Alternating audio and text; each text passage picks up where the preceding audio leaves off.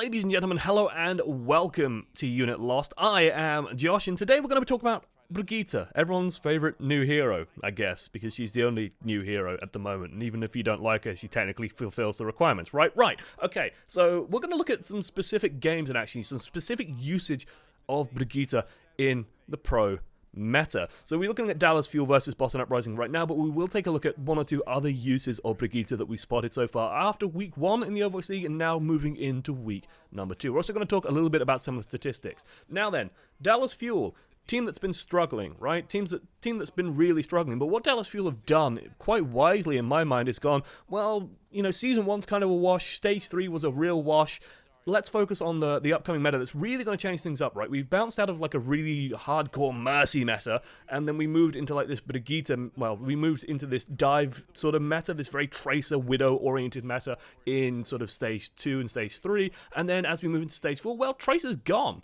And a lot of teams, Boston Uprising included, are based around their Tracer player, right? Striker is one of the best Tracers in the league, debatably the best Tracer in the league, and he's playing Pharah at the moment, right? He's doing this because, hey, Brigitte is kind of weak against Pharah. It's also just a very good map for Pharah, this one. Garden is just, you know, where Pharah is quite strong. There's lots of little angles you can poke around, lots of tight little choke points that people have to walk through as well, so that walking into rockets and getting splashed down. It's a good map for her. But Dallas, they're sticking with their guns here. They're sticking with the triple support. Now then, you might be wondering, why should I care about Overwatch League, right? It's on a different patch, it's a different meta, there's no Hanzo, there's no, like, Hanzo destroying the game, in my opinion, but these, you know, this is different. Well, there's a couple of things that we can actually take from Overwatch League still that will apply to your games at home and to everyone's games at home, basically, because Brigitte's not that different, right? She was recently nerfed on live to only give 100 armor instead of 150, but the logic of using rally outside of combat is still fine. We'll talk more about that later. And in general, the way you play Brigitte hasn't changed. And the one unifying thing I will say about Brigitte so far is that she is not played by the supports. If I bring my handy-dandy pen, I know there's lots of action happening, but this is important to understand, because notice that Unko and Harry Hook, they are not the ones playing Brigitte, right? It's Mickie. And this is pretty much universal across every single team.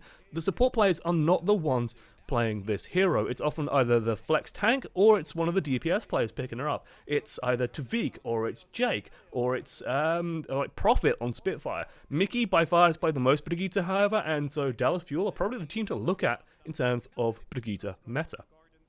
Now then, why are they playing it like this? Well, they're playing it like this because pro players are quite intelligent, or at least they have intelligent people, I suppose, working with them. Like, you know, they have coaches and stuff and analysts looking at it. And they know that if you run a Brigitte in a double support comp, well, if you just stay out of range of the whip shot, she provides very little healing, right? Very, very little healing. The repair pack is a really good ability, but because of her limited range, she can't provide much healing outside of it if you just, you know, run Pharmacy, for example. Pharmacy Widow is a comp that is designed to beat what I would call like a 2-support comp using Brigitte, because you just stay out of range, poke them down, and you get a couple of kills, and it's really easy.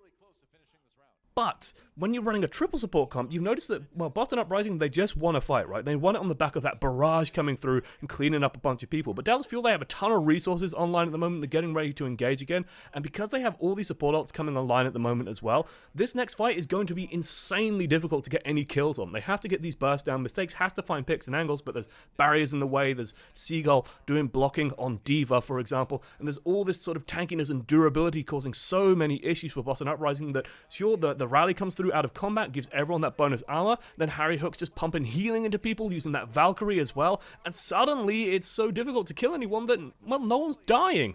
And so as the fight just goes longer and longer and longer, Dallas Fuel end up winning out the battle. Now, Brigitte gives you a number of huge advantages, the biggest of which is that she completely shuts down Tracer. And it's no secret that Dallas Fuel, which, you know, they said this in an interview, their job here was to shut down Striker.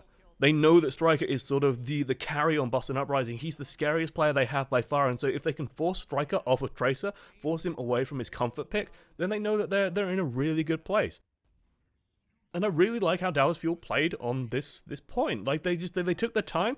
You notice that they're spaced quite nicely. Mickey's just constantly watching that angle as well, using the shield to literally just peek around the corner as well, because you go into that third-person viewpoint, so Mickie can watch from there. He can shut down the tanks. He can help shut down Gamsu, who's a really solid Winston player. Gamsu's constantly being hounded, constantly being pushed back by Mickie here. He's being bounced around, pushed off, because Winston can't fight against Brigitte at all. Like, he just can't do anything to her. She just heals too much. He literally gets free healing procs off him, stuns him, bounces him away. Gamsu's having a nightmare. Like, Gamsu just Primal Rage and was literally just a sponge for Dallas Fuel to sort of absorb and drain ultimates out of, and then get ready for this next fight. All the support ultimates are now back online. AKM's back online with a Deadeye, and now, well, Striker is going to have a really hard time, right? Farah's ultimate is literally press Q to respawn, manages to get the barrage off, manages to get Seagull, but Harry Hook just kills him. I mean, this is a trend that we have seen in Overwatch League with Valking Mercies actually being used to kill Pharahs, but it's no surprise to see. And then he just reses Seagull as well, just to add insult to injury, right? It's kind of beautiful to see. And you can see that Mickey's just, all he's doing is slowing down tanks. And honestly, I love seeing Mickie on Brigitte because it suits his playstyle down to a T. Mickey's big problem was that as a D.Va player, he likes hunting down and finding individual targets and killing them off. He didn't do enough well sort of the support work that D.Va needs to do, where she needs to protect supports and things like that, where she's more about defense matrixing people who are getting attacked by Tracer. No, Mickie likes fighting people.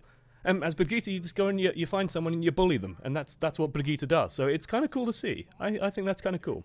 I want to highlight one final point just from this map as well. This is City Center. Again, something of a pharmacy map. The sight lines are quite long, so the McCree isn't too bad here as well. Widowmaker would also, I'd say, be a viable choice here in shutting down this Pharah. But Dallas Fuel, they've been playing this extremely intelligently. A lot of pocketing going on to AKM just to keep him alive, keep him safe. And then anytime a dive goes onto him, well, Brigitte solves a lot of McCree's weaknesses. I actually really like Brigitte and McCree as a combo because Brigitte basically means that McCree has the peel that he needs, right? He actually has the protection that he needs. So if a dive goes in, you can see Mickey's just literally waiting to the left there, and if the tanks go on the McCree, they can't anymore because Brigitte is just going to bounce them out, and then McCree's going to help stun them up and kill them. It's going to burst them down.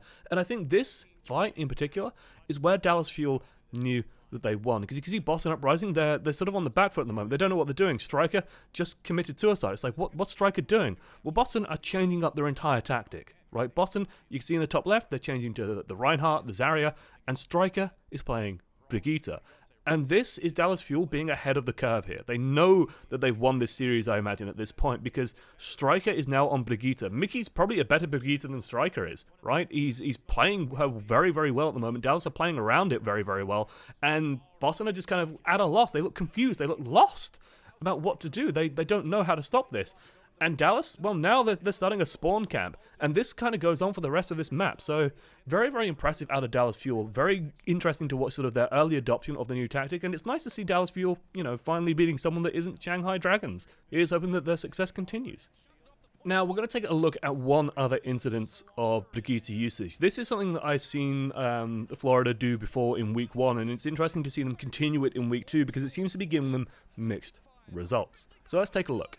So what we're looking at in particular is, well, how Florida are going to be playing around this Widowmaker. What Florida have decided, what they figured out is that, hey, yeah, Widowmaker comps still kind of work. Saya player is one of the best Widowmakers in the league. This guy is insanely good. And so what they've done is, again, you can see the trend that Tavik is going to be the one playing it, not the support guys. They're not interested in playing Brigitte. It's one of the DPS players instead. Interesting to see that the Winston still gets used here. But yeah, Florida, they're just going to play Peel for Sire Player. And basically they're hoping that Sire Player can carry them out of a battle. Now the reason why they're doing this is a setup that we're going to get to see in a second while the camera pans around. Oh look, it's Mercy and Zen all getting ready for a nice, charged up orb shot. But this is the setup that I'm really interested in here. You can see it beautifully demonstrated for us right now. So, hey, look, it's basically Tavik is playing Widowmaker's personal shield, right? And this isn't something that we should be unfamiliar with, right? This happened kind of in stage 2 as well, where we saw Widowmaker, let's draw Widowmaker, there we go, shield ponytail and a booty, right? And if you have a barrier in front of the Widowmaker and you have an enemy Widowmaker, and there we go, it's got a ponytail and a booty. And then, if one Widowmaker has a barrier, then, well, this one fires a headshot, this one fires, I suppose, a headshot as well. And, oh, look, which Widowmaker wins? It's the one with the barrier, obviously. So Tavik has literally been relegated to, well, being Saya player's barrier. And it's kind of an admirable thing, because, Tavik is a player with an ego. I know that he's got a bit of an ego, and I like that about him. He is an incredibly good player, but he is on the Brigitte, and he's basically saying, okay, Saya player, this is all on you. Now, LA Valiant are rolling out with a dive. Let's see how this goes. Let's see how well dive works against Brigitte, guys, because this is a beautiful demonstration, I think, of how well the pros think dive works against Brigitte. Fate jumps up, sees, okay, they got a Winston, they got triple support, they got a Widow. everyone back to spawn, we're going to change everything, right? That's how well dive works against triple support, according to the pros. Literally didn't even give it a chance. They just instantly changed up. And you can see Saya players just waiting.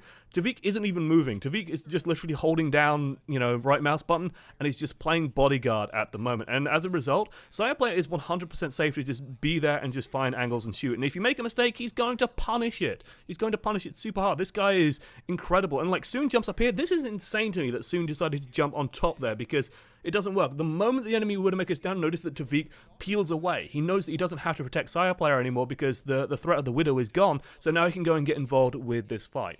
Now then, I'm not going to sort of make you guys sit through all of this stuff. I'm not going to make you guys sit through the rest of this game, because honestly it ends up going badly for Florida Mayhem. Tavik gets really badly out of position there, as you can see, and as a result, LA Valiant just move this truck of tankiness and supports onto the point, get set up, and they're feeling pretty good. Soon as manages to come back, as well as providing crossfire, and suddenly Florida Mayhem's comp isn't going to work out for them anymore, as LA Valiant get a snowballing advantage, get an ultimate advantage, and then capitalize off the back of it. There is one other cool moment that I will highlight when it happens. What I want to talk about more is some of the statistics that we've seen coming out of week 1. Settle in, because, Captain Planet has written this great article on the Overwatch League website. I heartily recommend you guys go and read it about the usage of Brigitte, about how people are making this hero work. And again, it does emphasize that triple support idea. That idea that the supports aren't doing it. This is the moment I was talking about, by the way.